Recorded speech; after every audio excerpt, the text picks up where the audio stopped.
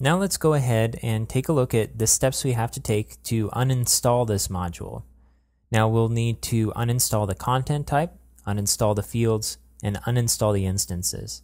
So it's basically the installation process reversed. Let's go ahead and jump to the module directory, and in the steps folder, go ahead and open up step 11, which is for the new stuff install file, and it's called uninstalling a new node type module.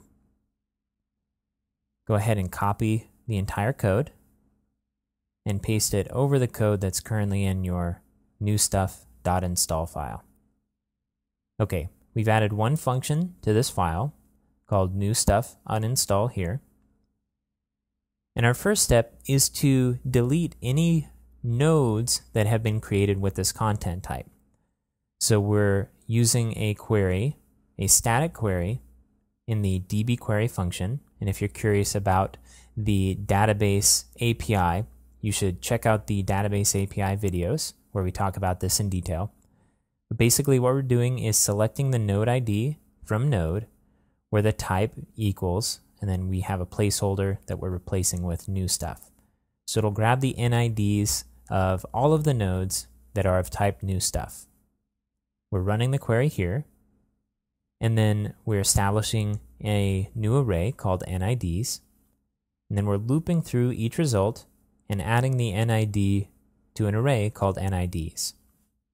The reason for this is that we can then pass this array of NIDs to node delete multiple and just delete all of those nodes that are associated with that type. Okay, so that was the content. Now we need to delete the fields. We can do that by grabbing all of our field data from the function that we used during the install function called new stuff installed fields. Let's go ahead and scroll up to that here. Right here.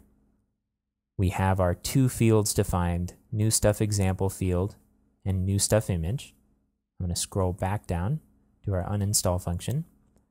So it will take the array keys of these, which is just the name of the field, as a field variable, and then it will delete the field by passing that field name to field delete field. This process will also delete the instances of those fields, but just in case new instances of fields have been added to our content type, we want to go through and delete those. So we're grabbing the instances by calling the function fieldInfoInstances, and we're passing it the type of entity, which is node, and the bundle type, which is the content type, and it's called new stuff. And then we're looping through each of the instances, grabbing the instance name and the instance itself, and we're running field delete instance on the instance. And this will delete all of those. Okay, we're pretty clean, but we also need to uninstall the content type explicitly. So we're going to call node type delete and then pass it the name of the content type, new stuff. All of this will leave some additional data in the database, and we want to clear those up. So we can run the field purge batch function, and this will purge additional field information that might exist in the database up to the number that's set here per batch.